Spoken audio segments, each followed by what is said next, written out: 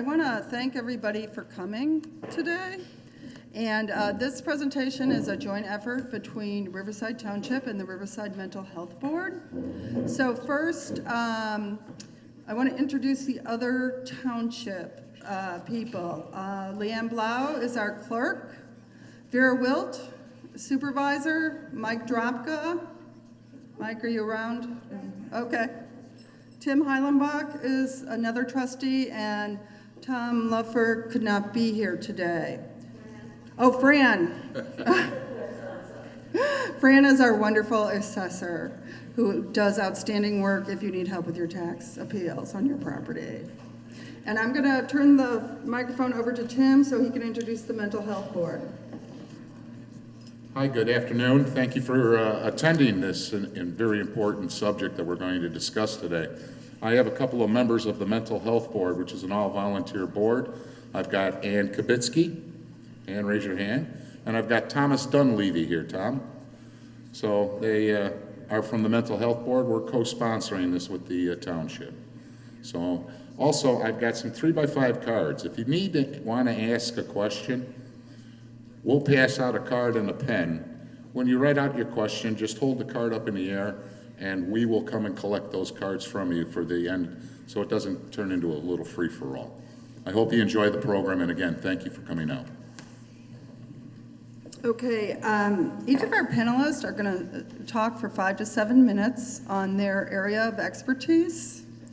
And I want to say, since I got the idea to have this presentation about 3 months ago, it seems like every day I hear something about opiates on TV. So it is, a very huge problem. That's what. So I'm going to pass the microphone over and let our panelists introduce themselves. Hello, everyone. Good afternoon. I'm Lieutenant Governor of the great state of Illinois, Evelyn Sanguinetti. Now, do our 7 minutes start now? Or no. Just wondering.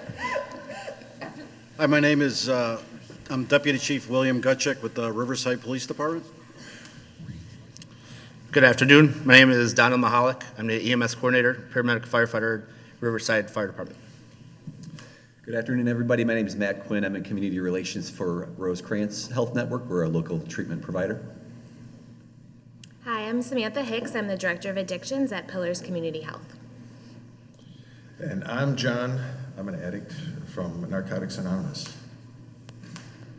My name is Ruth. I'm the parent of an addict, and I found recovery for myself.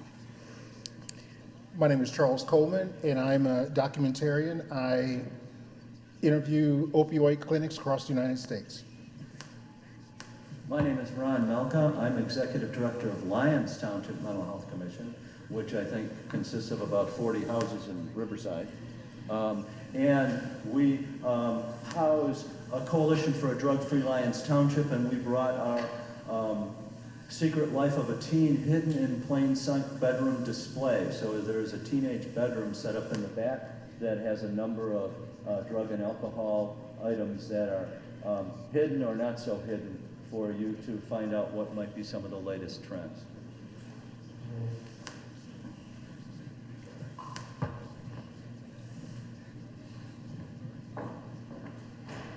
Okay, we're going to start with the Lieutenant Governor. Thank you. Ooh, I get my 7 minutes now. So I tried to meet all of you to the best I could, and I'm sorry to say I didn't get to the back of the room. I'm pretty chatty. I'm so happy to be here with all of you today because this is a difficult subject. And the way that I came to find out about the subject of opioids and heroin was at the local level. I was already the lieutenant governor, and the coroner of my county, DuPage County, asked for a special meeting with me, Dr. Jorgensen. And I'm in Wheaton, Illinois. We're a God-fearing community of 54,000 residents, and I thought to myself, why would the coroner want to meet with me? And he wanted to talk about opioids. And the fact that opioids was an equal opportunity aggressor, and it was killing our neighbors in incredible proportions. And I was incredibly surprised because being from DuPage County, this is something we did not really talk about. And really, we didn't know what a big problem it was. So I did vow to my coroner that I'd work very hard to find out more. And I did. Over the course of a year, we were checking with other states to find out what their best practices were, what was working, what was not working. And over the course of that year, you probably heard back in September 6th of last year, the governor signed an executive order. That order called for a task force, and I'm proud to say I'm a co-chair of that task force along with Dr. Neerav Shah from the Department of Public Health. And with that task force, the governor, by signing that executive order, showed the state of Illinois that this was an issue that was of primary concern. And then that evening of September 6th, we traveled over to Springfield, Illinois, where we unveiled our plan, our opioid overdose prevention plan. And, throughout the course of last September, we've been traveling the state. We've been meeting with many providers, and we've been having field hearings and roundtable discussions all over the state of Illinois. And it's been very interesting because, for instance, if we go to Mount Vernon, we heard from a mother that came home to have lunch with her two boys, her only two boys, and found that they had both overdosed from heroin.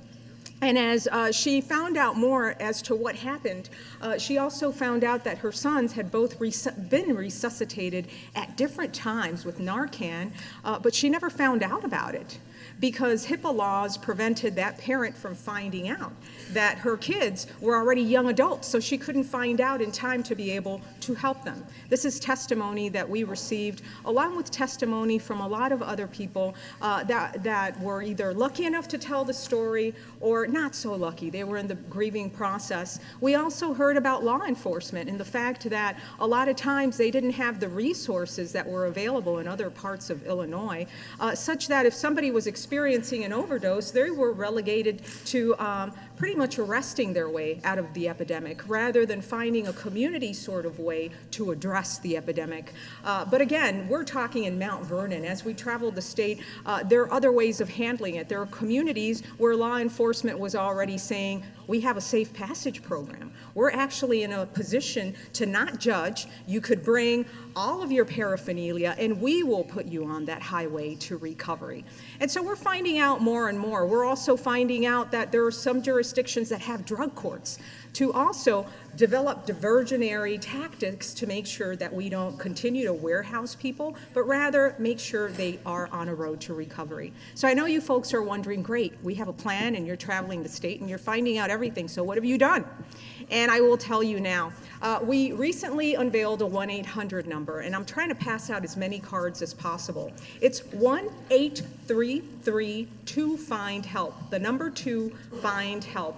And this is significant because they're open 7 days a week, 24 hours a day. These operators are especially trained to meet you where you're at in the recovery process, even if you just have questions. And this is significant because there are areas where this conversation is still stigmatized. So this is a wonderful avenue that we've been able to develop. Something else that we've done is Narcan. You folks know that to be the resuscitator. Before you needed a prescription for it. Now we have a standing order for Narcan. You could go to Walgreens today and get Narcan. Right now, as a community, we've become first responders. So I've gotten Narcan trained. We have Narcan at home because it's that important. Thirdly, and I'll stop, prescription monitoring program. Before, physicians, they were able to log in the sort of opioids they were prescribing so that people could know where these opioids were going. But that program was voluntary. We've now made it mandatory. That's significant because now people can't go doctor shopping because we're able to see where those opioids are going. So I look forward to having a thoughtful discussion because we have a lot of work to do. Thank you. Thank you. Thank you. Well, first, I'd like to start by saying I'm glad to see so many people turned out here. I ran this pretty similar symposium about 2.5 years ago, and I hardly had a turnout at all. And this tells me, by looking at all of these faces, that it's coming to the forefront. We're starting to understand that there is a crisis here with opioid addiction and heroin and how bad it is. I'm going to just briefly talk about a couple of things. One's a story, the other what's going on here in Riverside. Here in Riverside, over the past few years, I've known at least 3 people who have overdosed and died from opioids, mostly heroin. And there were countless, I can't even count them all. And the gentleman sitting to my left could probably elaborate on it, on how many people have overdosed and were saved by Narcan here in this community, right here in Riverside. It's something to be aware of. The big targeted age range is 18 to late 20s, and that's our college-age kids. So this is something to really be aware of, that this might be going on in your own home. And I urge you to take a look at the bedroom back there to see what's going on, that this might be happening in your own home with your own kids, and you don't even know it. Now, just to elaborate just a little bit further, and I'll pass the mic along.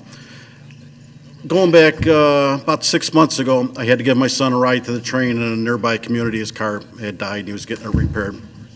And I gave him a ride, and I was sitting on we were parked on the side of the street, and as we were waiting for the train, we were pretty early, we were enjoying some coffee, and just talking and chatting, and I started noticing people kept crossing, parking nearby and crossing in front of my car, and they were going into a building, and more people kept coming, and the police officer being kicked in, and I said, they're dealing drugs out of that building. There's something going on there.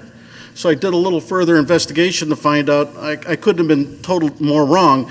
It was a clinic to help people with opioid addiction. They were prescribing medication to help these people.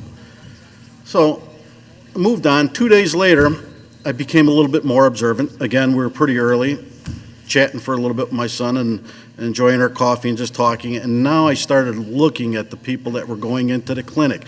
And it wasn't your stereotypical rundown person that's going into the clinic. I was watching people with suits on, ties, well-dressed people, women that are really well-dressed, people pulling up in really nice vehicles. They were going into this clinic, they were coming out, and then they were going to the metro train to take the train downtown. So these were people who were dealing with their addiction through the clinic, which is a great thing, but it just goes to show you how many people this has impacted. Not only our young people, but also people that just have normal everyday jobs that are dealing with this and trying to recover from opioid addiction. That's how serious it's become. And you're starting to see more and more of it, and I really can't thank Trustee Clark enough for putting on this presentation to start getting the word out. If I could impact one of you to sit there and watch your children, and you start recognizing the things that are out there, I know that this whole thing's been a success. So that's it.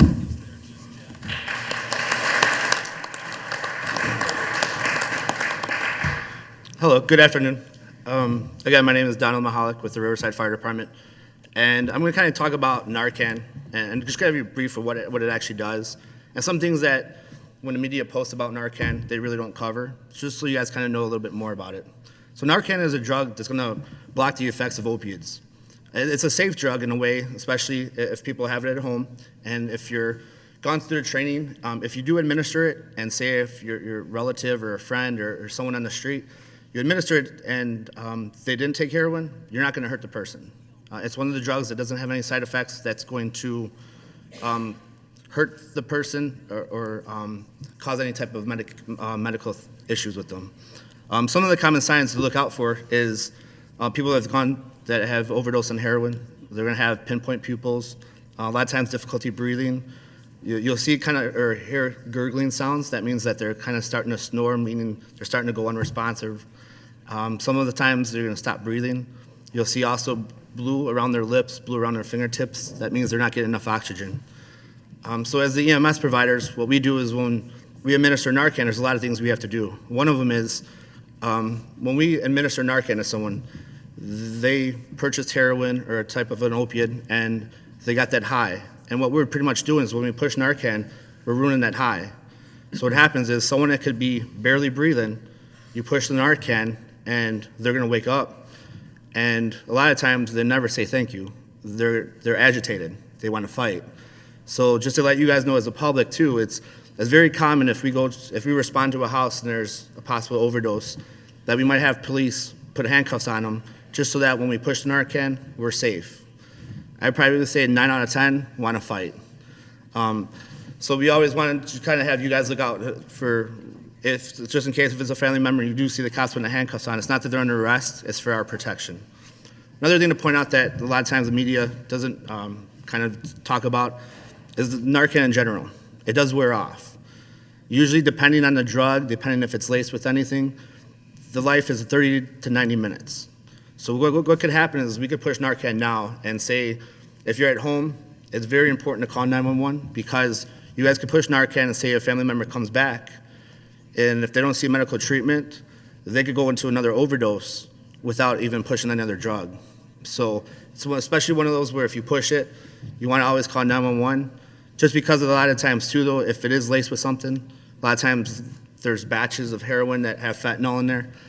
A lot of the stuff that Riverside has, we don't even have enough Narcan to do it. So a lot of times the hospital has to do advanced therapies for them. In Riverside itself, when this epidemic started, we noticed a lot more overdoses in town. We wanted to see what we could do as a fire department. So we have one ambulance that's advanced life support. So what we did is we had every vehicle that's in Riverside that's staffed by a fire department member, we had them certified as basic life support. And what that is every vehicle there, even the trailer that's pulling the boat, has Narcan on there. So we want to make sure that we have every part of our resources to help each other and to help the community out.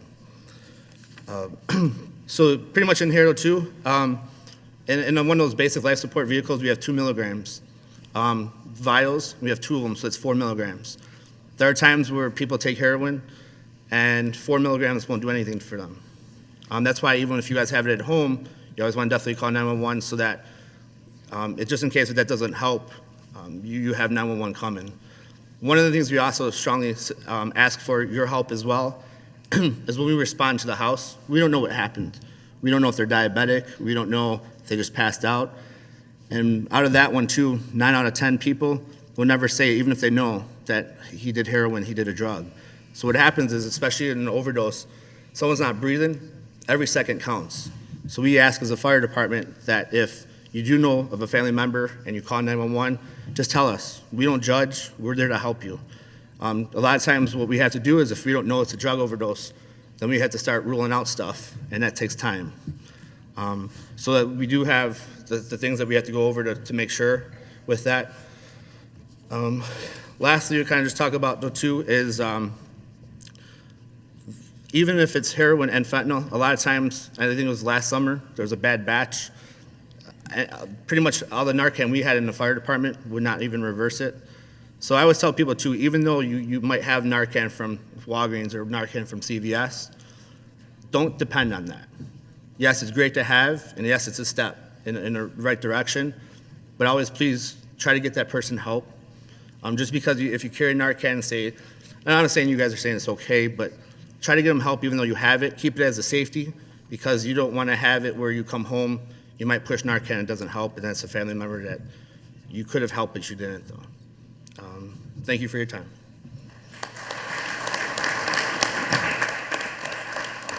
Before I talk about a couple things, first I wanted to thank everybody. I know it's a Saturday, so I think it shows even more dedication for all of you to come out, including everybody on the panel too, for everybody to come out on a Saturday. I'm sure you guys have other things on your agenda this weekend, so I think it shows a lot of commitment to come on a Saturday.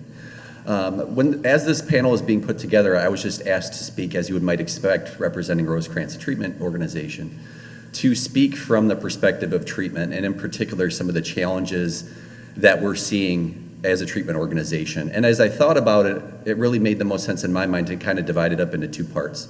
First is just some of the clinical challenges that come up in terms of working with and being in that situation of struggling with that addiction. And then the second part is talking a little bit about some of the bigger systemic challenges that we're seeing in society in terms of addressing this issue. And I think really that's where a lot of the biggest challenges lie, and I'll touch on that. Just first clinically, I think something that was mentioned, because I know fentanyl was mentioned a couple times, I want to elaborate a little bit on that, because I think that's one of the biggest current challenges that we're seeing, particularly when it comes to overdose. We have Narcan. Everybody's aware of the overdose risk, I think, when it comes to opioids, when it comes to heroin. But the game has really changed in the past couple years when it comes to a drug like fentanyl, which is many, many times more powerful than, it's an opiate itself, but it's much more powerful than heroin is. So a lot of the overdose, and particularly the overdose deaths that you're seeing out in the communities that are around us, are related to fentanyl, in particular, where fentanyl is cut into heroin, but the person that's taking it isn't aware. Or they may be aware, but they're not aware of how much is in there. So I think you're seeing a lot more Narcan saves, but then unfortunately you're seeing a corresponding increase in fentanyl-related deaths because of how powerful it is. So we're seeing that, and I think that's really kind of on the edge of what we're seeing, right? In terms of the overdose and overdose deaths, I think a higher and higher percentage of those overdoses and deaths, fentanyl is involved in that. And unfortunately, we're seeing more and more of it out in our communities, and other kind of analogs, carfentanil, and other opiates that are much, much stronger than heroin, and just raise that overdose risk through the roof. The second clinical challenge I wanted to mention is just the power of this addiction in and of itself. I think a lot of us know this through experience, and I'm sure people will be speaking on this as well. This is an addiction that really, just as much as any other drug, really hijacks the brain. And I want to make sure to put a point of emphasis on this, to try to continue to distance from the stigma of addiction when we talk about this really being a brain disease, and how opiates like heroin and fentanyl, all these other, and even prescription medications, really hijack that link between the prefrontal cortex and the limbic system and the reward part of the brain. It really hijacks that, without getting into too much detail, really hijacks the wiring between that kind of willful part, because you'll hear from people say, well, why don't they just stop? That kind of age-old statement, why don't they just stop? But really the brain has been hijacked in terms of how the use of the drug is really being driven by that limbic system, and it's seen as like, it's almost on the same level of a survival, like water and food and having a roof over your head. The brain is kind of interpreting the use of that as being needed as a source of survival, not as a, well, should I do this or shouldn't I? It's not that frontal kind of cognitive space. It's much more deep-rooted in the brain. So I think it's important to continue to recognize that as we're moving forward. And because of the strength of that addiction, usually in treatment, like we have an opiate-specific unit out at our residential facility in Rockford, but a lot of times with this type of addiction, we recommend ongoing halfway houses, recovery homes, because oftentimes if somebody does a 30-day treatment like ours, it could be difficult if they're just returning back home to their community, even if they have Narcotics Anonymous, Al-Anon, AA, support like that. Oftentimes, having structured living, we have a structured living facility down in Lakeview in the city, for 3 months, 6 months, a year and a half, can really be highly beneficial in terms of providing ongoing structure and support, accountability, just because of the strength of this addiction that a lot of us know about. Briefly, I want to talk too about just systemic, and I think this is, if you're going to go home with one point, everybody on the panel, everybody out there, this would be the point of emphasis, because it's easy to talk about what's going on, right? But what are the solutions, right? What are the challenges? And I think the biggest challenge that we're seeing on a systemic level is funding. Okay, a lot of clients that are dealing with this addiction, and again, maybe you could speak to this too. Probably, I would say 75, 80, 90% of people that are having Narcan saves and that are in this situation have either no insurance or state-funded insurance. So it's very difficult oftentimes to find appropriate treatment, even if they're willing to go in or want to go in. It can be very difficult to find treatment resources, because a lot of treatment agencies like ours are limited in terms of how many Medicaid or unfunded beds that we can provide, because we have to make sure that our budgets are lining up too. So it can be very difficult to. So I think the true solution to this is going to lie in trying to find sources of funding, whether that's through fundraising, whether that's through state, federal, government, because until these clients can find resources and funding for treatment, because what we see happen is the save happens, they might get it put in detox in a local hospital, but then they don't have the resources to get into treatment, and they're back out on the street, and it can cycle over and over and over again.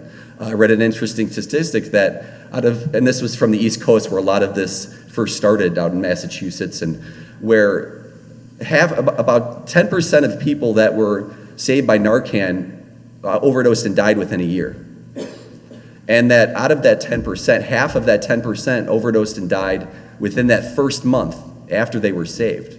So that's a critical window, is that month after the save occurred, to get them help.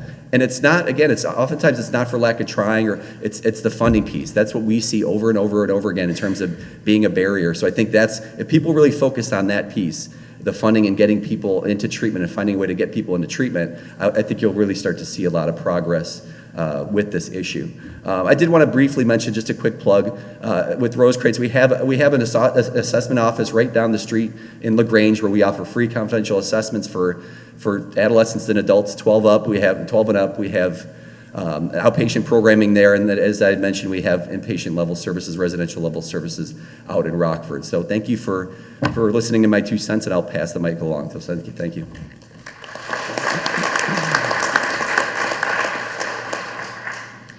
My name is Sam, again, and I'm just going to kind of piggyback off what Matt was saying, also from a treatment provider perspective, but more for the family. So not only am I in the field being able to talk from a therapist perspective, working with families of this, I also have experience of having a loved one who has struggled with heroin addiction as well. So first, I want to validate that this is a very, very difficult process to try and have your loved one going through treatment, or even getting them connected to treatment in the first place. So kind of like Matt was saying, getting them in there, a lot of times there isn't the resources, the insurance available. At Pillars, we do take managed Medicaid and unfunded clients, but we're only able to see them on an intensive outpatient level. But for the family, what's really important is that you're just continuing to love and support them through this process, kind of taking away that stigma that it is a disease, that we're trying to help them and change their environment, and get them the help that they need so that they don't feel like they continue needing to use that substance. However, with that, even though you're loving and supporting them, they definitely need boundaries and know where your lines are drawn in regards to supporting them. So it might be providing them food and comfort, but it might not be giving them money, etc. Whatever your family decides is what you need in that moment to help keep them on the right track to getting them into treatment. But knowing that that you love them is probably the biggest thing to help them, and being involved in that treatment once they are willing to come into one of our programs, being involved in their mental health treatment, and supporting them throughout that, giving them a supportive environment that doesn't involve any connections with their old people who they used to use with, knowing like what that teen room looks like, knowing where they could hide things is really important as well. One of the big things is has been a huge stigma around medically assisted treatment. Methadone clinics typically have a bad rap for the way that they had been managed before, but getting a client into having some sort of medicated assisted treatment so those withdrawals aren't as bad, it makes it a little easier for the person to be more willing to be involved in the treatment and to continue going through it when they haven't had to deal with the horrible feeling that comes with withdrawal. Even though it's not going to kill them, it feels horrible as they go through it. And the last thing is for you yourselves as you're going through it is to get yourself support, whether it's through Al-Anon, family therapy, or just having individual mental health therapy as well is really important so you can process what you're going through as your family member or loved one is experiencing it as well. But the big thing is you're not alone as you go through this. It's an epidemic, so there's families all over this area that are experiencing similar struggles. I have been in that boat as well, and it's not easy, but reaching out for the support is huge and will help you feel not alone as well.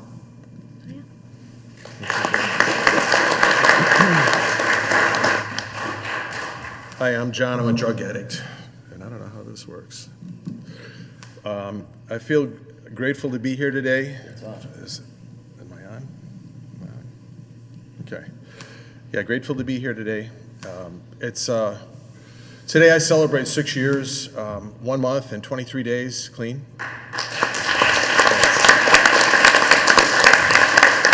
It's hard to smile there for a little while, but it's hard for everybody to really grasp what an addict is and what it feels like to be an addict. And I wasn't positive I was an addict for a long time. I thought I wasn't sure if that was me or I was just able to control things. And not everyone is an addict. And I went through a few things in life, as everybody does, and it just got the best of me, and I found it easiest and most convenient to anesthetize myself against my feelings, which I did for a lot of years. I was married for 21 years, and I'm a longtime resident of this area. And matter of fact, in the darkest depths of my addiction, I lived actually across the tracks here, so I was here for about 3 years. But the thing of it is that going through time, in the back of my mind, it became more of a progressive addiction that I was not able to deal with. You know, I used to think, oh, if I just do this on the weekend, or if I just do it on special events, and then I ended up negotiating with myself, and I was able to, I just thought, I'll just go ahead and do more with this. And it's not only opioids. I'm a longtime drinker. I had my first beer in 1969, my grade school graduation. And I wasn't a real super heavy drinker, and I went to one of the other 12-step programs for a little while, and I thought, it's not for me, But when I got involved with opioids, that's what actually got me into the program I'm in now that has me in recovery. So it's a progressive thing through my life. And it's not one chemical or the other necessarily, it's a mindset. It's, because I could find anything that I could be compulsive with. Whether it's gambling these days, or whether it's cocaine, or whether it's alcohol, or sex, or buying, or whatever it is, there's people that get wrapped up into all types of things, and it's a mindset. So I've come to understand myself better through recovery, and I understand what it takes to keep me in better stead with my life, and what I want to do, and what I want to accomplish, and all the harm that I've done to the people around me, and being able to speak in front of you is part of my recovery. So I appreciate being here. And I just want to add that last December 2nd, I got married. Thanks. I would have never thought that would have been possible a few years ago. But that happened, and I kind of get a kick out of telling everybody that the woman that I actually married was a 16-year Chicago police officer. It's a narcotics agent, too, so I kind of get humor out of that. But anyway, thank you for listening to me.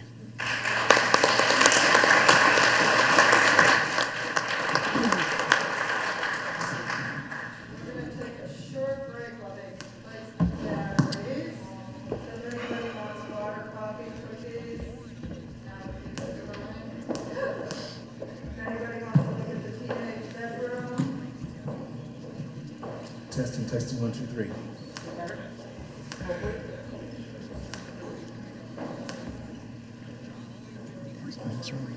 What's that? Yeah.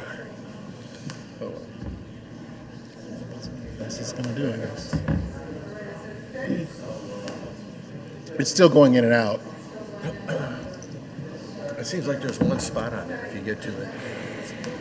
Testing, 1, 2, 3. That must be me.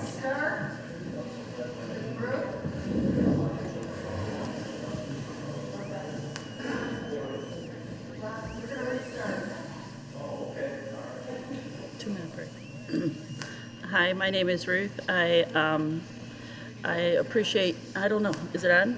Can you hear? Yes? Can you hear me now? Yes? Okay. My name is Ruth, and I did not grow up knowing about addiction. I did not grow up in a family with alcoholism or addiction that I knew of. My experience with addiction probably started about 10 years ago with a loved one, and I spent the first 2 years of those 10 years very much in denial of what was going on in my own home. I experienced, unbeknownst to myself, the progressive nature of this disease, that it started with smoking pot, maybe dabbling in things that I wasn't really aware of, maybe a little drinking, and then from there, typical, oftentimes young adult behavior, and that progressed to, a change of attitude in response to, parents. And then from there, my husband and I, we continued to be in denial about what was really going on until my loved one asked for help and told us what was going on. But until that point, we were very firmly entrenched in our denial about what was happening. It was really happening right before our eyes, but you really just don't think it's going to happen to your family. And we were very blessed in that our loved one asked for help, and several months earlier, we had suspected that something might be going on, and we had said, if you're having a problem with something, we will always help you. And so it was a few months later of letting go in our denial that we were approached and asked for help. And so we were very blessed to have had insurance and through various circumstances ending up with my loved one ending up in a treatment program that was known for heroin addiction and had a fairly good track record with that. And unbeknownst to us is that they had an extremely strong family program. And so I committed to go to that family program and started learning about the family disease of addiction, because it is a family disease. Whether you like it or not, if you know somebody or you are close to somebody, the closer you are to a person with the disease of addiction, the more you're going to be affected. And you will be affected. I don't think there's a single family on this planet or somebody who loves an addict on this planet who is not an enabler and who has not gotten wrapped up in the consequences of another person's progressive disease. And it destroys relationships. What it does is it destroys your relationship with that person, because the insanity of the disease has people continuing to do the same thing over and over, and they can't stop. And so you think that you can stop them, you can help them, you need to prevent the consequences of what they're doing. They're going to destroy their life, and all from a motivation of love and caring, but the same negative things keep happening over and over. And so they may be experiencing the insanity of the disease in that it has hijacked their brain, but that same disease that hijacked their brain has hijacked your life. And so I started my recovery. It was in September of 2009 that I went to this family program. They considered themselves a spiritual program.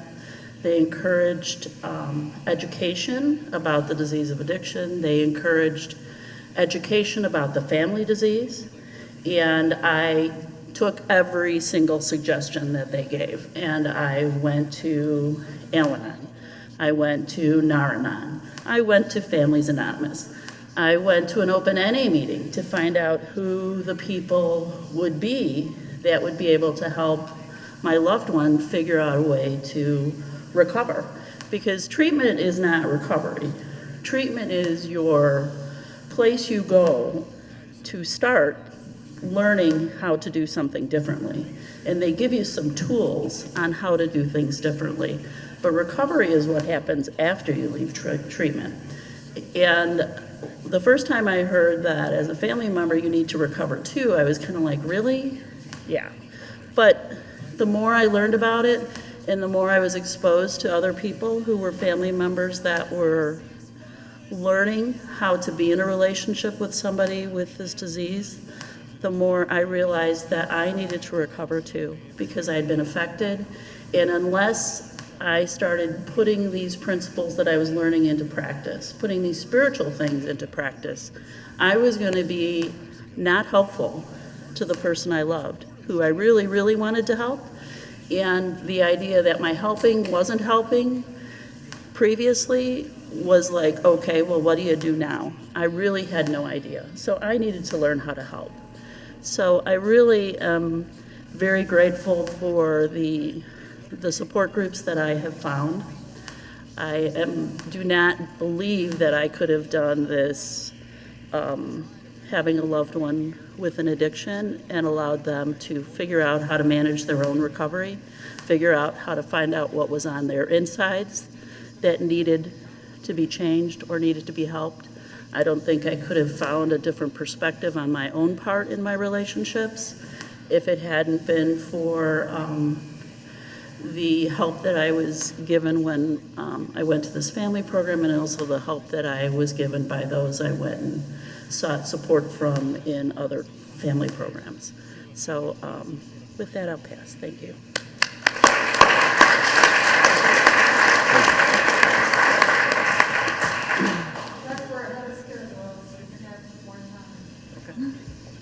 You're testing my GED. My name is Charles Coleman, and I had no idea that there was an opioid crisis until about a year and a half ago. I am a photographer. I am a cinematographer. I am a dress designer.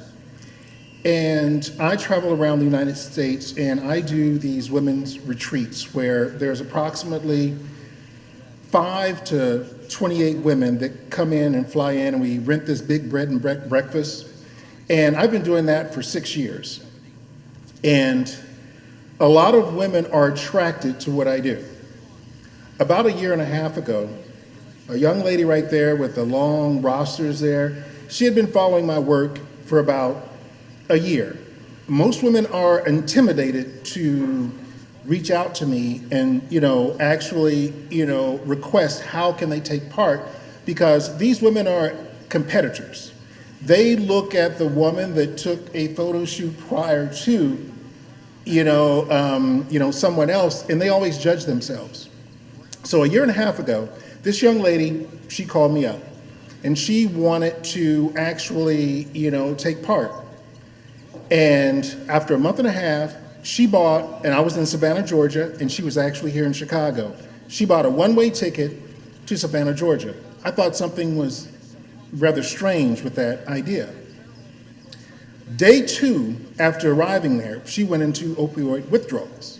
Now, here I am in this big house with models from all around the United States, and here comes the paramedics at 3 a.m. in the morning, taking this young lady out.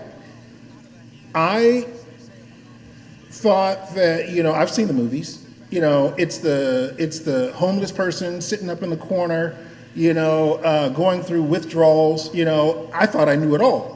So, to me, I called her a junkie. I didn't know any better. She doesn't want help. I seen the movies where they say, well, if you want help, you need to go out and get it. So at 3 a.m., she goes to the ER.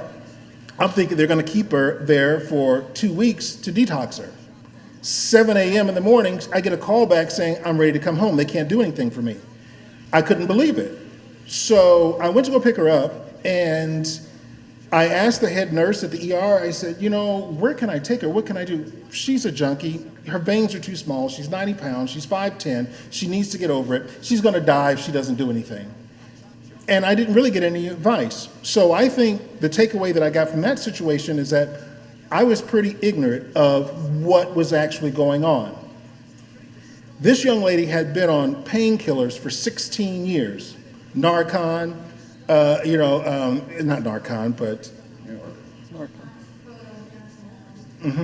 And so once she started educating me on the hypothalamus gland, the pituitary gland, how it sends signals to the brain, how it controls the heartbeat, love, food, all your desires, getting up, all those things that we take for granted on a daily basis, these drugs replace what the body actually does naturally, because now the mind doesn't really need to produce them anymore because it's been replaced.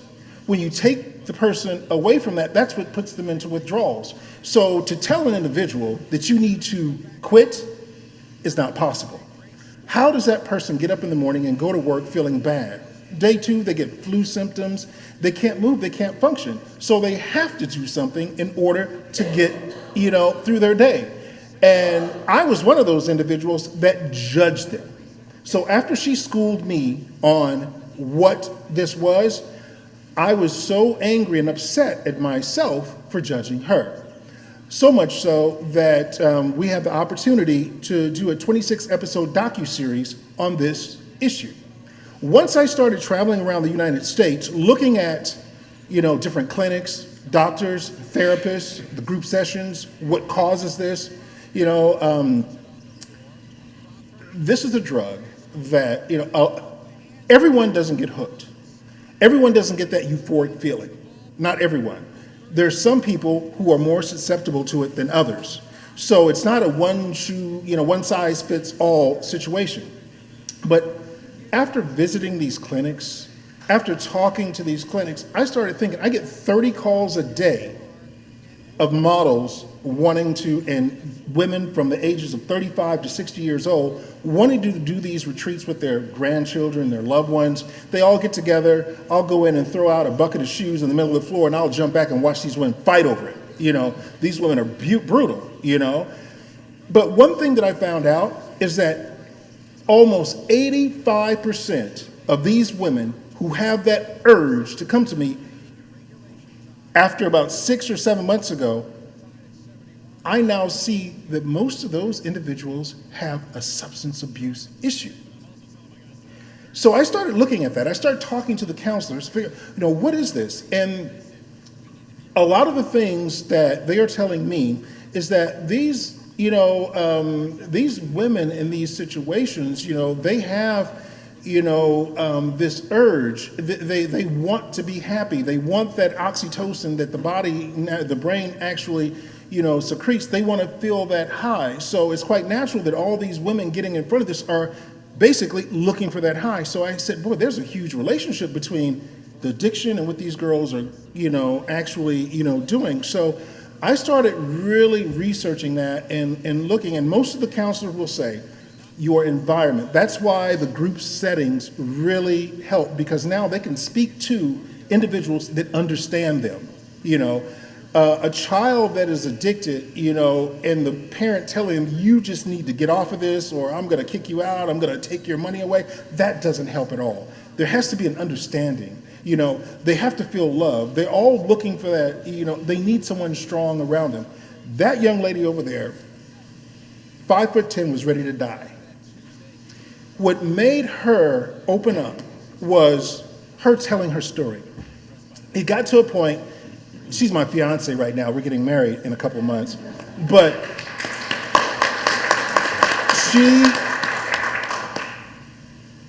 I watch her smile when she posts something on social media. Yes, I'm an addict.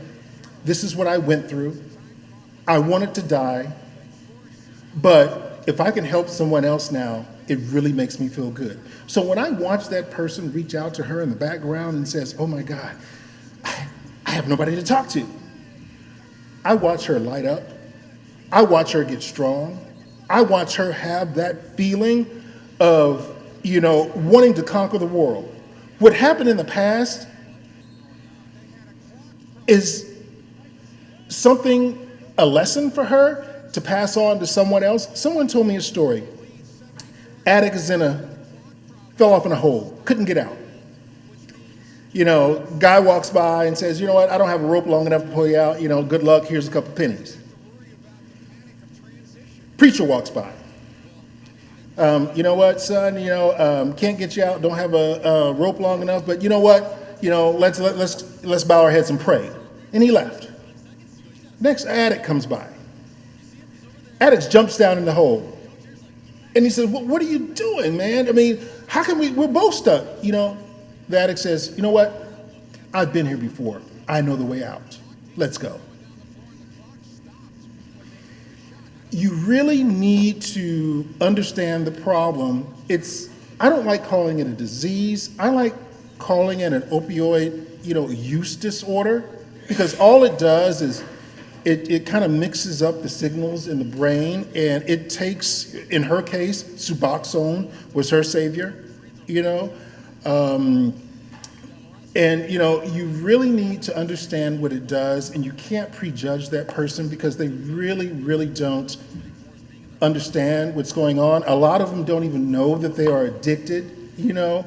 In her case, she was on it for 4 years, and she didn't find out until, it was too late that she was addicted, you know. A lot of individuals, 78-year-old woman, grandmother, Sunday school teacher, falls down, she breaks her hip, 78 years old.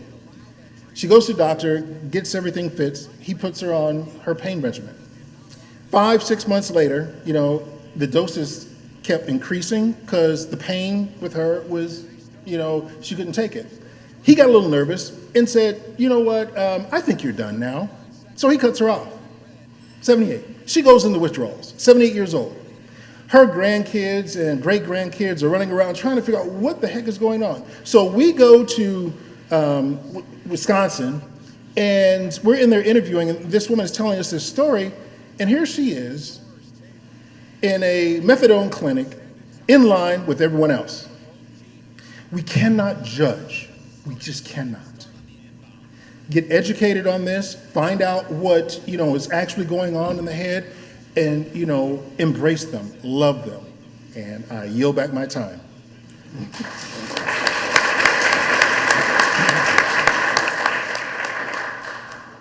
Okay, as I said, is this working?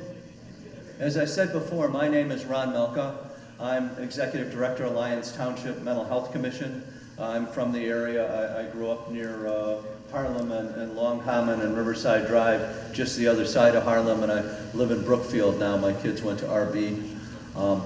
What can we do now, as residents in the area, as grandparents, as parents, as neighbors? One of the first things you can do is think about the medication that you've got. I mean, how many of us have had the situation that he described with the woman in her 70s? You go in for surgery. How many kids go in for a root canal or wisdom teeth pulled? They get painkillers. This is one of the ways that the opioid addiction started, was pain is the fifth vital sign. You go to the doctor's office, they ask you on a scale of 1 to 10, how much pain are you in? And then they give you painkillers to reduce that. You might have muscle relaxants, you might have Xanax, you might have something else from someone in your household. Some people, particularly people who are worried about their insurance or their income, they may hoard their pills and save them even if they don't need them. Lock them up. Grandkids, relatives, people who come to your house on parties, if you're showing your house for sale, lock up your prescriptions. I had a brother-in-law who was dying of renal cell carcinoma. He had morphine patches, he had other pills. His neighbor, who was his friend for a number of years, had cancer surgery on his jaw. My brother-in-law didn't know he was addicted. Neither did my sister-in-law. He was sneaking into the house, taking the morphine away from him because he needed that. People look for people who might be on hospice. People look for people who might have drugs. Grandkids, nieces, nephews. I had a nephew who was picked up near 8 Corners, and 10 years ago was when I found out there was an opioid addiction, and he was picked up with his mom's OxyContin and syringes near 8 Corners, falling down in the street. He went to Lyons Township High School. He got his GED in Cook County Jail. He's now married with 4 kids and a number of things, but lock up your drugs. Look for those hints and signs. Many people started with prescriptions, but as a number of the people here can say, they started with alcohol, they started with that first beer, they started with marijuana. We have a bedroom display with a number of things there that may be gateways or may have been gateways. Things like this pretty little fish. It's actually a pipe. One of the main things that is hitting the high schools now at epidemic proportions is vaping. This looks like a marker. It looks like a USB drive. It plugs into a computer to charge. It is a vape pen called a Juul, J-U-U-L. There are other vape pens that you can get that will take marijuana oil, that will take nicotine oil, that may have a number of unregulated substances with flavoring and coloring that you just don't know what it is. It's not on the label.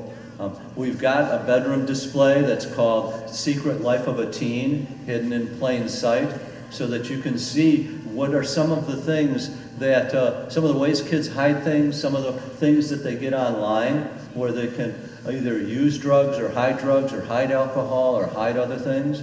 I want to thank the staff from Youth Outreach Services who are also in the back. Vanessa Sanchez is their prevention coordinator. Put your hand up. And I know you've got the new person there whose name I don't remember. What is it? Manuel. They're there to help me with the display. They are your crisis youth agency. If the police department in Riverside has a runaway, locked out youth, or there's one at either Hauser or Riverside Brookfield, they are the crisis team that has to respond within an hour. So they're the local youth agency, and they're more than happy to describe those things to you along with myself. Once you are suspicious, what do you do? Lecturing the kids is not going to help. You know, kids have an off switch for that. Or if they're already using a vape pen or they're already into it, they will give you arguments on how safe marijuana is, how safe vaping is, and you end up with this argument of bullet points, and you might as well be arguing politics. Nobody's mind is going to change. It really has to do with listening to them, with respecting them, with asking them questions. By the way, I was at this display, I was at this meeting. What do you think about this? I read this article. What do you want? There's a wonderful online video on vaping that an organization in Lake County called LEAD, L-E-A-D, put out. And you can see that video online. Just look, vaping video, teens and e-cigarettes, L-E-A-D, and it'll pop up. It has a lot of the statistics on that, or on marijuana, or on opioids, or other things. And listen to them. One mother that a speaker at RB described a few months ago, they were at the Brookfield Police Station. I know the Elks brought in Ray Lozano. And he described how one mother got close to her son to find out what was going on with him. He spent all his time playing video games and she didn't know what else. So she started making his favorite food and putting it next to him while he's playing video games, and then just sitting there and started asking questions about the video games. Then she said, well, on Saturday mornings, why don't we go out to your favorite place? We'll get something to eat. You can tell me all about video games. After a few weeks, he started talking about a whole bunch of other things. Things that were happening at the school, things that were happening at kids. The doors opened because he felt that what he thought was important, his mom thought was important.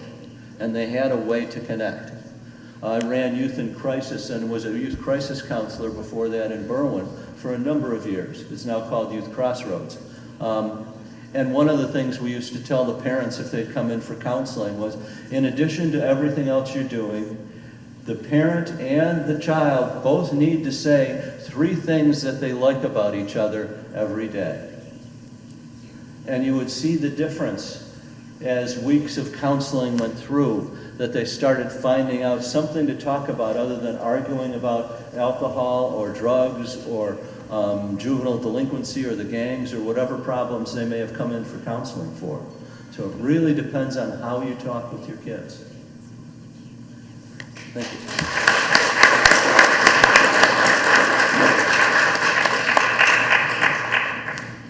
We have an audience member that has been in an addiction, has worked in as a social worker for 12 years and is in addiction treatment, Mike McGillicuddy, and he wanted to make some comments. You want to come up here on the stage, Mike? Okay. This will be very brief. I worked at McNeil. A lot of people in the community don't know that McNeil has a day treatment program and also detoxes a lot of people. I'm not sure that it's generally known that it can be unsafe to detox outside of a hospital. Many people who are on both with alcohol and with heroin need an inpatient detox. So I had a couple observations from working for 12 years, both with detoxing heroin addicts and with heroin addicts in our day treatment program that I thought I might share with you. The first is that, as Matt pointed out, the treatment of choice is clearly residential treatment, okay? He pointed out the really sad state of affairs where many people that desperately need addiction treatment can't get it for insurance reasons. But that is the treatment of choice. But before that, many people need to detox, and again, often with medically supervised detox. And after that, it's not all clear. After that, a couple of things need to happen. I think that the best practice is you go from residential treatment into a day treatment program, and then ultimately maybe into a combination of individual counseling and 12-step program. 12-step, AA, NA, and so on. It's an extraordinary organization. The 12-step programs are extraordinary, and those of us that don't have addiction programs, in a sense, don't have access to an extraordinary modality for spirituality, really.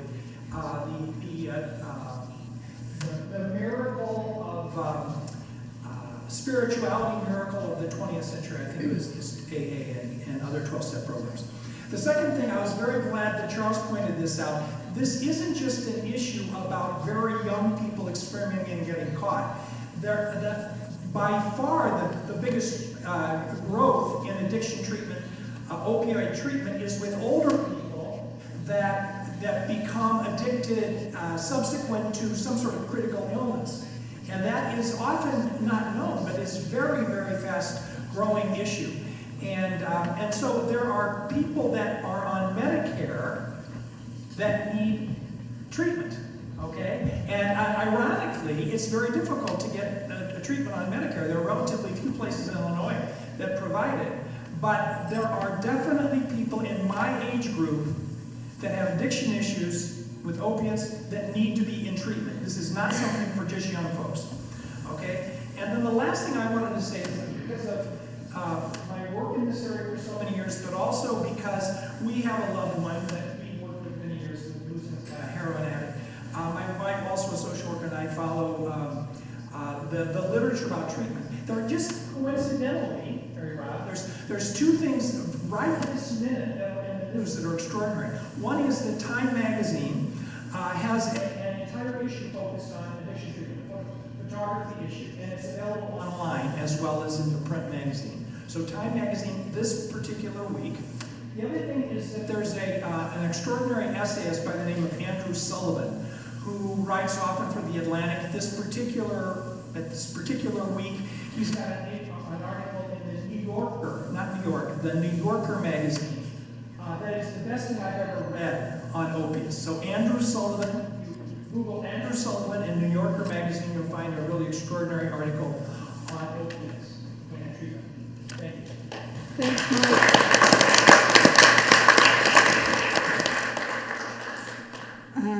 We are going to go to our question and answer session right now. So the first question is, the resuscitations completed in Riverside, what percentage were non-residents just stopping by to get high?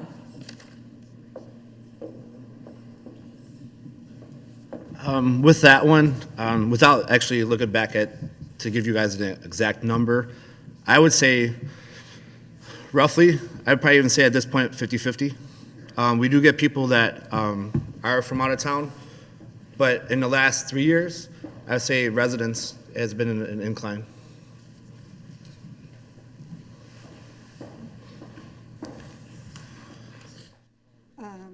The next question is, supposedly I have heard that the major drugstore chains are going to stop selling Narcan kits. Is this true?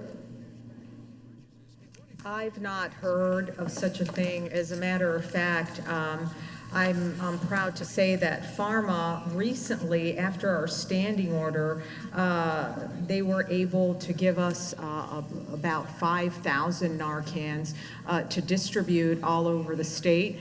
Now that we have the standing order, we've had a big uptick on people going and getting it. So I've not heard of such a thing, but if it's mentioned here, I'll go ahead and bring it back to my task force and make sure that nothing like this would ever occur.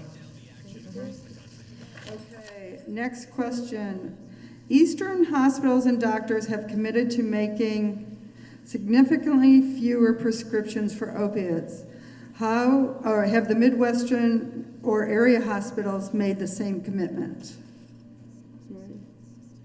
Want to take that? I can't speak for the hospitals. I think in the end, yeah.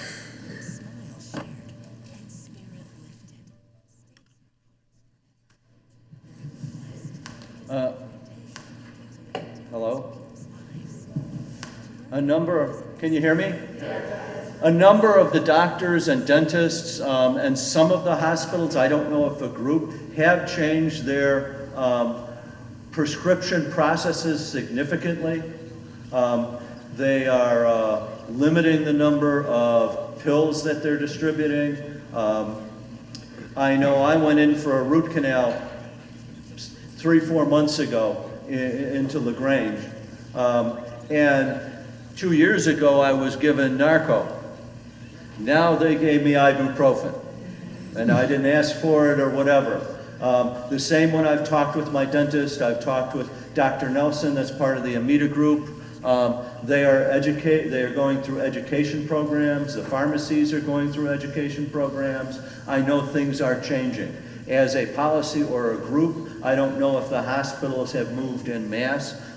Maybe the gentleman from McNeil, where I started my career as an emergency room tech when we were called orderlies years ago, and they started the detox program. Maybe he might be aware of if there's anything that has come through McNeil or some of the other hospitals as far as education for the doctors and changing policies. They have done a grand rounds at McNeil with the doctors to try and explain the problem and manage it. The difficulty, of course, is if the person doesn't get it in one hospital, they simply move on to the next until they get it. Right. But hopefully it's becoming more difficult. Before, you used to get enough Norco to take 2-4 times a day for the first month. And now they're limiting it quite a bit. And individually, if you are going in for something, ask for the least amount and the least strength pain medicine if the doctor wants to give you pain medicine. The less you have in your homes, the better. Because those are the things that the kids get a hold of. Those are the things that the kids bring to parties or sell to each other if they find drugs in either their homes or their friends' homes or their grandparents or whatever. It's things that the high schools confiscate and find on the kids, as well as the vape pens I talked about.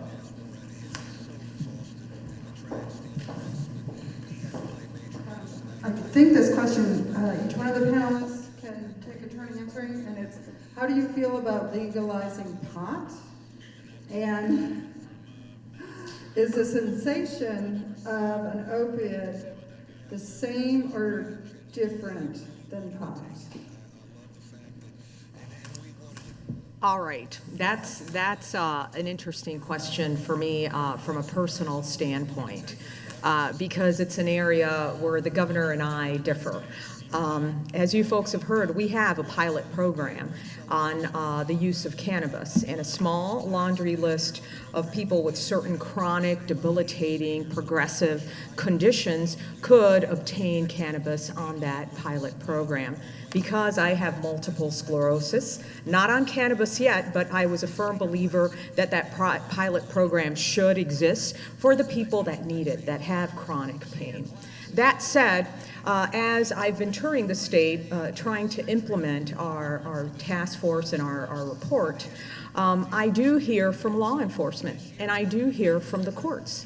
And they're the ones that tell me, be very careful, tread with caution. when it has to do with cannabis. Because from our perspective, a lot of times, we find that that is the gateway. That is where our children get started with cannabis, with alcohol. They then go to opioids, and then before you know it, they progress to heroin.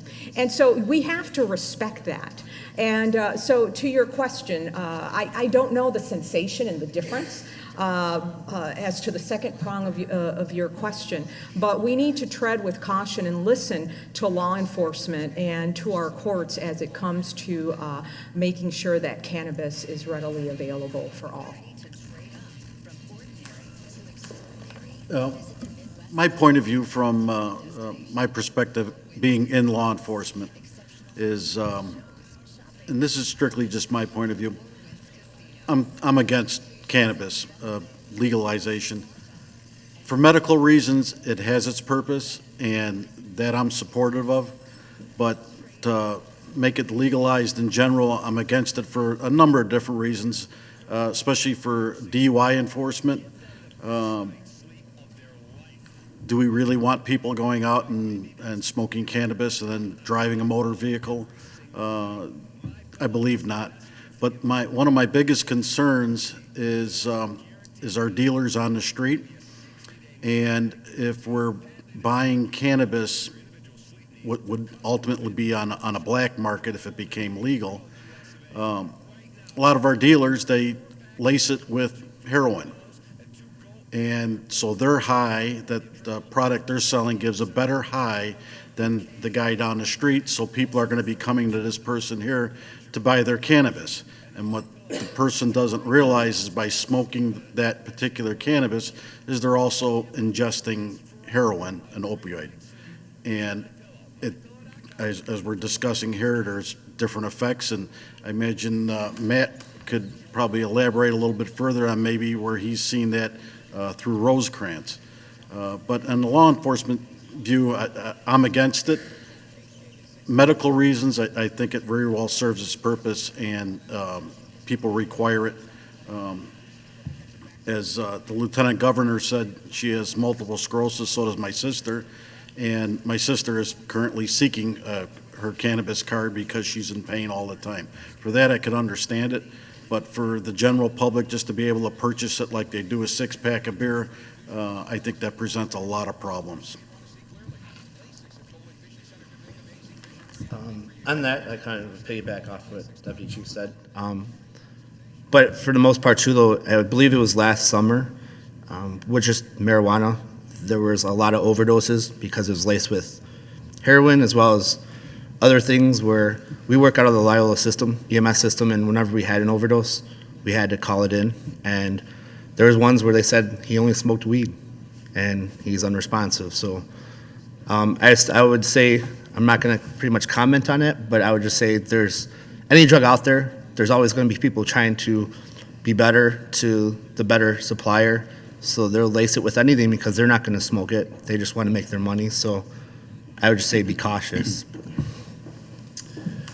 I'll try to keep this brief because I can talk for a full hour on this issue, as Ron knows. A couple key points I want to make about that. I think for a lot of people, because this has been a lot of my background is working with teens and kind of seeing how that can evolve from marijuana use and alcohol use, like Ron mentioned, and other things. But unfortunately, there's kind of what's been termed this kind of false dichotomy in terms of policy in my mind, which is a lot of people are viewing it where it's either legalize it recreationally or medicinally decriminalize it. A lot of people aren't parsing those out. You can make a good case for decriminalization of marijuana, but I think a lot of people are jumping from, okay, well, you don't want people, issues with going to jail over or minor, drug infractions regarding that's fine. But the idea of lumping decriminalization and recreational legalization, putting them together, I think is a false way to approach it. Because I think there are many more dilemmas and issues that come up with legalizing it recreationally. I think it's much harder to make a case for that. All you have to do is look at Colorado. It's been legal now long enough. You have a test lab that it's been legal now, I think 4 or 5 years. Time goes fast, right? But it's been legal there long enough now where there's really interesting statistics that are emerging from that state in terms of ER visits, traffic-related fatalities, youth use, even tax revenue. It's about between 0.5 and 1% of the state's budget in terms of tax revenue. So this idea that it's gonna, if we legalize it recreationally in Illinois, that it's somehow gonna dig us out of the state debt is ridiculous. It's a drop in the bucket. But all of these statistics are through the roof in Colorado in terms of some of these kind of public health issues related to marijuana. Not just 5%, 4%, but ER visits up. I don't have the exact statistics, but you're talking 40%, 70% increases related to marijuana. Really kind of damning statistics about what it's doing from a public health perspective in Colorado. And so if we were to do the same thing here, we're asking for the same results here if we legalize it recreationally. I know that's oversimplifying it, but I think there's a lot of truth to that. So I'll cut myself off here. Yeah, I don't really have too much to add differently than what the rest of the panel has said so far. Just definitely being very cautious. And in my experience, a lot of it has been with adolescents or young adults and seeing how it has progressed from just starting with cannabis use and then leading to other things can be a very slippery slope moving forward. So I definitely think it's something to be cautious of in a recreational sense, but I do see its purposes medically if that is the path that we take as well. So. Pretty much in agreement with what everybody's saying here. I also too think that, and I'm not a weed guy, so I was never into that, but I also think I can make an addiction out of anything. So that wouldn't be limiting to me. And also too, the other thing that should be noted is that any of these opioids that we're talking about here, if you can't get them from a doctor or from a hospital, you go on the internet. That's where you get them from too. So I can get on my cell phone right now and order up something. So, there's all kinds of different ways that we're bombarded with this stuff. And I think in reality, it basically comes down to a mental mindset. I believe it's, if we're stronger mentally when we go into this, that we have a better fighting chance. And of course, all the other suggestions brought up here they're awesome as well, so that people don't get started and perpetuate this any further than what needs to be. So that's all I got. Hi, I agree with what's been said, and I think that I read an article recently on somebody who took medical marijuana for pain, and what the person said is that this marijuana made them not care. It's not that they didn't still have pain. They still had pain, but they didn't care anymore. They were numb. And if that's not the slippery slope to addiction, I don't know what is. And I guess if people are taking it for medical reasons, they're taking it for medical reasons. I'm not going to judge them. I'm not going to judge anybody who's doing whatever. But I just think as a society, why would we want to legalize something that makes people numb and impairs their judgment and is like a socially acceptable I don't care thing? And I know in my particular situation, in my story, I think that the addiction hit a lot sooner than it was opiates. I think it started with that I don't care numb spot that opened the door to trying other things that all of a sudden, I don't know when the switch was flipped, but it could have been at that point where they were taking the I don't care stuff. And why you would want to just throw open the doors to something like that as a recreational option, just because a lot of people are doing it. I think that's a very black and white way of looking at a drug, and I think that's not reality based. Thinking like an adult is not black and white. It's much more complex than that, and I think that, and that's all I have to say. Thank you. Wow. I really feel that if you lined up 50 people, you're going to get probably 50 different answers on, the pros and cons of it. But I think that the main issue is probably funding. It's just my personal belief that I feel that if you need monies or you need to control it, like the officer said, that it's being laced with something else. It's just, in my opinion, I think it should be controlled, and the monies that are made from it should be put towards the research. I know in Colorado, I lived in Colorado, Loveland, Colorado for 9 years, and all this kind of happened around the housing market crisis. You had building after building empty, and all of a sudden, overnight, these buildings that were empty are now hydroponic, buildings, places where they produce it, and their revenue is pretty good with that, and it gives them, I guess, more tools and more funding to help others with issues. Okay, I'm against the legalization of marijuana, particularly the way it's being presented. If it is legalized, I think it needs considerable control. You're going to have the same problems or similar problems that you have with alcohol. The distribution centers are going to be in low-income areas with high crime around it, the way that liquor stores are. You're going to have the decriminalization issue that has been brought up often, and I'm for the decriminalization of it. We already have done that in Illinois.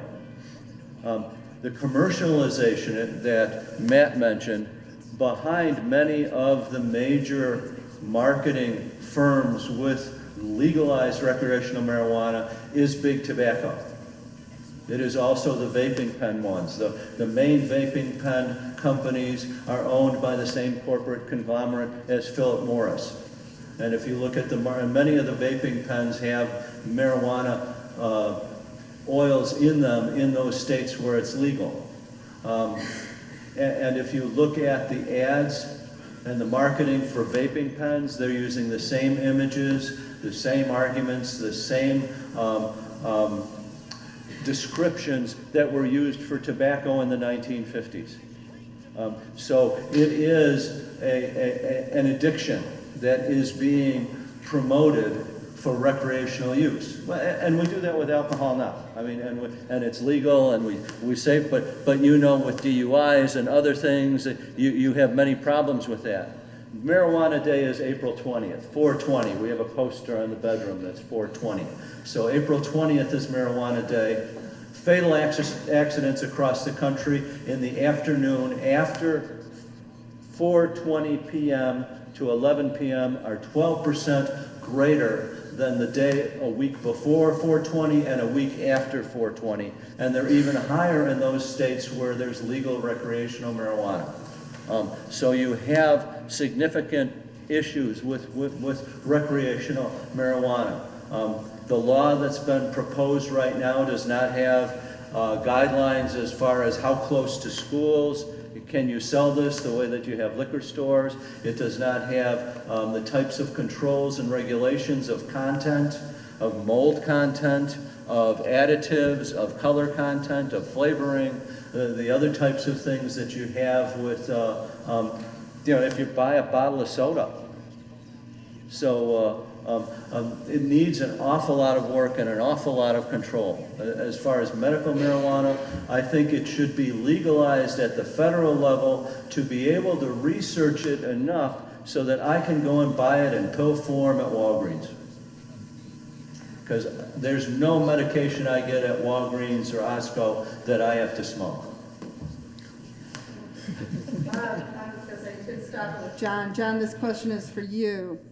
What is the one thing you wish someone in your life would have done earlier in your life after you started your addictive habits? Good question. I don't think it's about anybody else doing anything for me. I think it's, for me personally, I had to hit a bottom to recognize that I needed help. Because if I see somebody else that, there's a saying in the program, and the saying is, never deny an addict their pain. And I didn't understand what that meant, but if you're not allowing somebody to reach their bottom, they truly may not understand what that feels like to recover. In the same way, if you're in jail for some reason, and you want to drink or you want to have drugs there, you can find it. If somebody's got a gun to your head and says never do drugs again, you may end up dead just from that, because it's got to truly come from within. The change must come from within. It's as simple as that. That's the way I see it. So that's it. Okay, keep the This question is for John and Ruth. What kind of support, other than medical treatment, was most effective in your own or loved one's recovery? Go ahead, go ahead, take that one. My loved one followed all the suggestions of the program that he attended. He gave up all his friends. He became an active member in the Fellowship of NA. He did service. He got a sponsor. His counselor recommended a sponsor with many, many years of recovery, and he took all the suggestions. And so, I think that's a big part of recovery, is being willing to take suggestions and open your mind to maybe you don't have the answer within yourself. You need to get some help. And, in our family, we were very blessed that I was in enough pain to get help for myself, and my loved one was in enough pain to take suggestions and do what was asked, what was suggested to him too. And I've heard enough people tell their stories that, that's huge. Being willing to take suggestions is like part of the key to recovery is the ability to listen and consider that maybe there's a different way of doing life. And so, that'll pass. Vilma, you want to? Okay. Okay. For me, the biggest thing that I noticed that helped me, probably the greatest out of anything else in my recovery, is sharing that information with other addicts, because they truly understand who I am and my weirdnesses and everything else. They've walked down the road that I'm walking down, and the sponsor that I have actually is a former heroin addict, and he has 30 plus years of experience. And the biggest fears that I had going into recovery were how I would handle life on life's terms. And that's like, when you lose a job, how am I going to handle that in a different way now, because I don't do drugs to cover up that anymore? Or if a loss of a loved one, I was pretty scared about losing my parents. That happens to everybody in life, but for me, I had a fear of death about that. And oddly enough, on my 18-month anniversary, when I was supposed to get a coin in Oak Brook at the meeting that I attend there, that morning my mother passed. And I thought, well, this is kind of a cruel trick, but if it wasn't for the fact that I was surrounded with people that understand where I was in my recovery and things in life, I don't honestly think I'd be able to get past that. And as much as I really appreciate hearing all the facts and figures from everybody up here, that's unparalleled. So I really appreciate that, and I continue to stay in touch with people that offer wisdom and advice. It's not always the best, so I keep open-minded about things these days and try to process that in a way that helps me best, and that gets validated by things in life that keep coming up positive for me, so I appreciate that. Our last question is, when are the laws going to become tough on dealers and enforced? They don't have that answer. So this is a tough one because as we've been taking testimony around the state, we realize that people become addicted in different ways. It's that child that goes to his mother's medicine cabinet, and his mother may have cancer. And then when they run out of that medication, then they realize they got to go into Chicago and start getting into heroin. And then it's that mom that loved driving her kids to soccer and ballet and changed friends over time, and started opioid doctor shopping. And she changed friends, and now they called the opioids Mom's Little Helper. Everybody arrives to the addiction in a different way. So a lot of people say, well, then go after pharma. And you see that right now, a lot of states are initiating lawsuits in that regard. And then you also see the other avenue that says, let's start arresting those people that are getting that poison into the hands of our elderly and our children. And that presents a problem because you don't want to start getting into the issue of arresting people that are facing the addiction. You want to get those people in recovery. So right now, we're at the phase where we're making that distinction such that the people who are addicted get on the avenue of recovery, and those that are the drug dealers and the suppliers killing our neighbors are actually being prosecuted against. And we're attacking that now from the law perspective. But it becomes a problem because, again, we don't want to start arresting people that are facing the addiction. Okay, thank you. Do any of our panelists want to make a final comment? No? You do?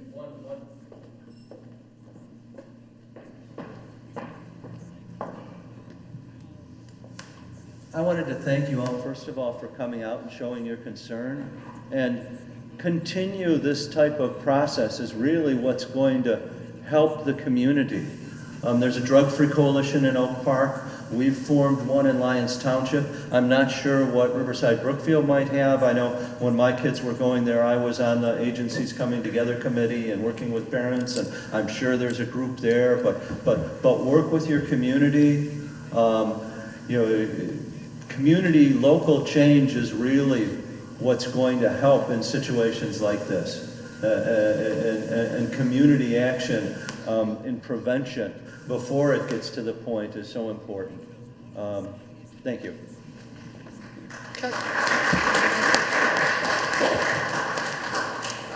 Communication is very important. There's something that I always tell my groups is that speech is nothing more than a translation of an emotion. We feel, and we try to translate that in a discernible way for the other person next to us to understand. We in America have only had about 250 years of learning how to translate those emotions into words. We have to really, listen to the people because, I spent 11 years in Germany, went to school there, I learned the language there, and I really learned a lot of things about myself over there, not because they were better or anything like that, but starting over from zero and back again, communication is very difficult. We sometimes hear people talking, but we're already thinking of a rebuttal and how we're going to one-up them over there. We really have to listen to the story of the individual across from us to really see and understand their story so they feel loved, they feel heard. And if you throw something back at them like, you're actually wrong, I think that defeats the purpose of communication. Think of love, just have an open mind, and that will keep some of our loved ones around a lot longer.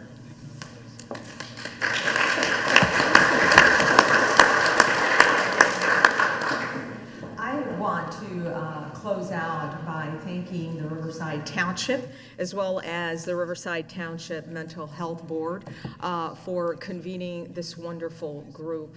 I will tell you this, there's still a stigma associated with this problem that we're facing right now, the heroin issue as well as the opioid issue, to the point that sometimes I go before people, even in my community, and tell them about Narcan, and they tell me, well, can't we cut them off after we resuscitate them one time?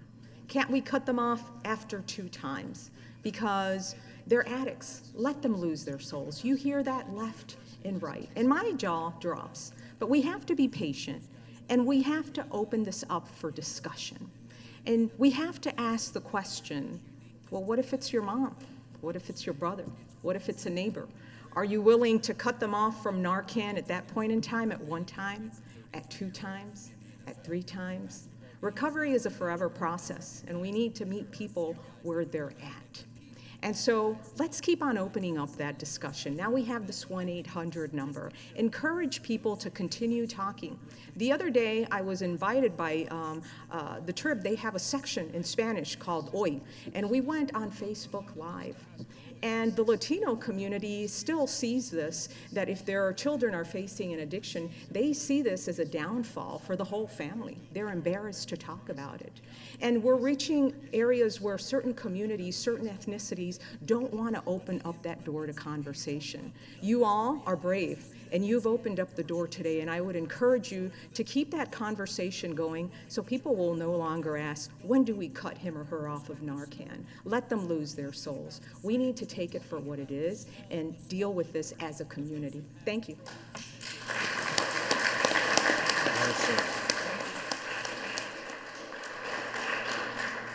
Okay, I just want to mention Frank from Narnan has a wealth of information over there. So please stop by his table and peruse the info. There are plenty of cookies left, coffee, and I just want to thank our panelists once again, and thank you all for coming.